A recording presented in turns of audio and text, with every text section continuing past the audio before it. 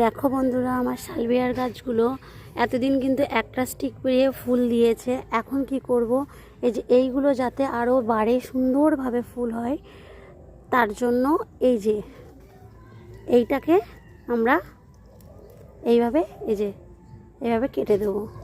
দেখো আমি সবগুলোরই এটারও কেটে দিয়েছি।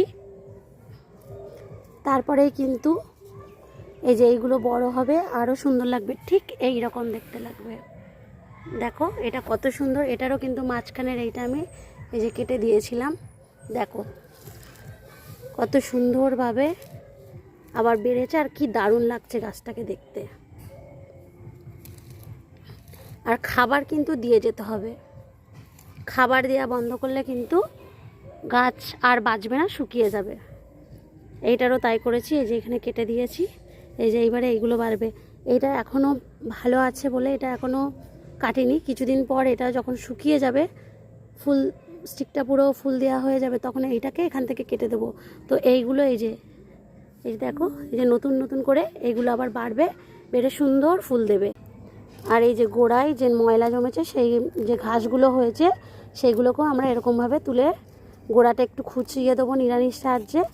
তারপর আমি এখন খাবার দিচ্ছি না, আবার একটু খাবার দিয়ে দিলে ভালো হয়। এখন কিন্তু ব্যালেন্স খাবারগুলো দিতে হবে। 20-20 দিতে পারো, 15-15 দিতে পারো, বা 10-26-26ও দিতে পারো। তাহলে আবার গাছটাও সতেজ থাকবে, আর আবার নতুন করে কিন্তু ফুল হবে। আর এই যে হলুদ পাতাগুলো, এইগুলোকে সব কেটে বাদ দিয়ে দেবে, নাহলে আবার একটা পাতা থেকে আর একটা পাতা নষ্ট হয়ে যাওয়ার সম্ভাবনা থাকে।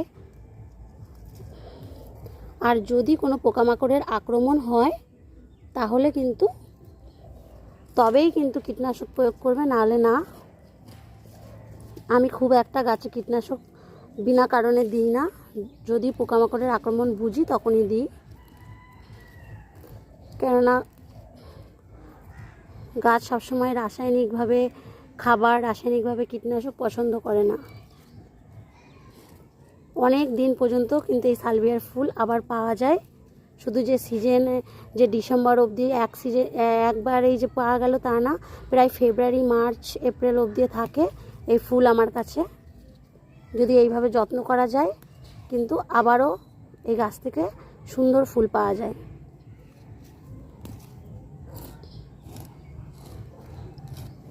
আর রোদে রাখতে হবে, কিন্তু ছাওয়ায় রাখলে হবে না।